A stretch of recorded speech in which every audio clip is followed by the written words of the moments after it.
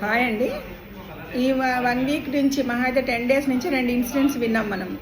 ఏంటంటే ఒక అతను భర్త భార్యను చంపేసేసి ఆ శరీర భాగాలను కుక్కర్లో ఉడకబెట్టి నీళ్ళల్లో పడేశాడు. సరే ఎలాగైతేనే దొరికాడు కదా, ఈ విధంగా జరుగుతుంది. ఎందుకు ఇంకొక అమ్మ కన్న పిల్లని చంపాల్సిన అవసరం మీకేంటి? భర్తల్ని కూడా చంపుతున్నారు అనుకోండి భార్యలు. ఎందుకండి? మీకు నచ్చినప్పుడు విడాకులు ఇవ్వండి. మనకు ఆ చట్టం ఉంది కదా, దాని గురించి ఎందుకు వాళ్ళు మీకు వదలట్లే?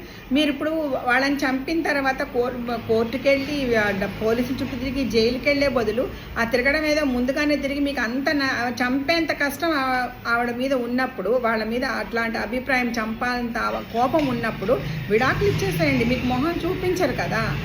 ఇష్టం లేనప్పుడు ఎవ్వరు బలవంతంగా కాపురం చేయమనరు, ఎవరు ఉండమంటారు. దానివల్ల మీరు చేసేవాళ్ళు ఎలా చేస్తున్నారు అంటే, ఇంతకుముందు చేసిన వాళ్ళని ఏమీ చెయ్యట్లేదు, వాళ్ళకి మెడల్స్ ఇచ్చి ఉంచుతున్నారు అనుకుంటున్నారా? అలా కాదు. వాళ్ళని జీవితాంతం చచ్చిపోయే వరకు జైల్లో ఉండాలి. కొన్ని కేసుల్లో అయితే మరణశిక్షలు కూడా ఉన్నాయి.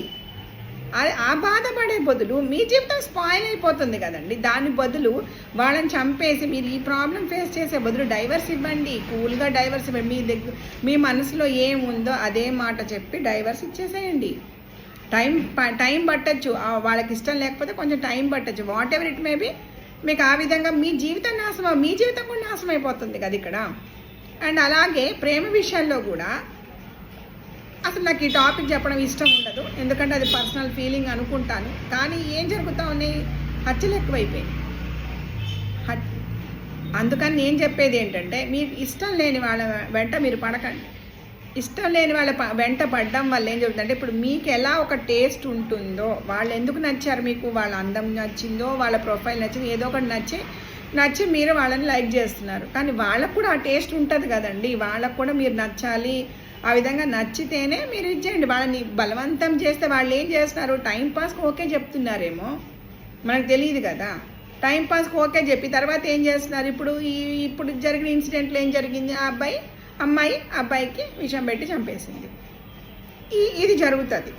లేదంటే బ్రేకప్స్ జరుగుతాయి, గొడవలు జరుగుతాయి, అల్లర్లు జరుగుతాయి. పేరెంట్స్కి ఇష్టం లేకపోతే నరుక్కోవడాలు, అవి కూడా చూస్తున్నాం కదా ఇన్సిడెంట్స్. ఓకే, అలాగని చెప్పి ఇద్దరికి ఇష్టపడితే పెళ్ళి కూడా చేసుకుంటారు అనుకుంటే ప్రొసీడ్ అవ్వండి. అంతేగాని ఇంకొక అమ్మగన్న బిడ్డల్ని చంపే రైట్ ఎవ్వరికీ లేదు.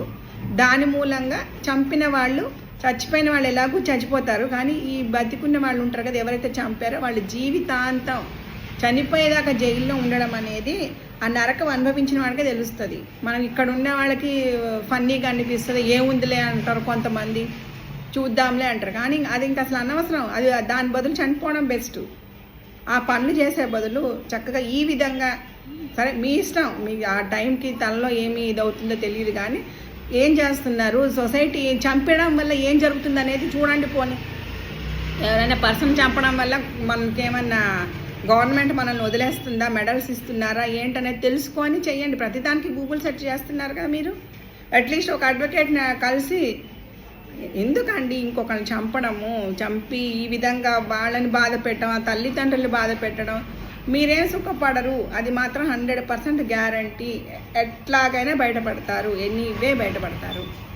ఓకేనా? Please understand.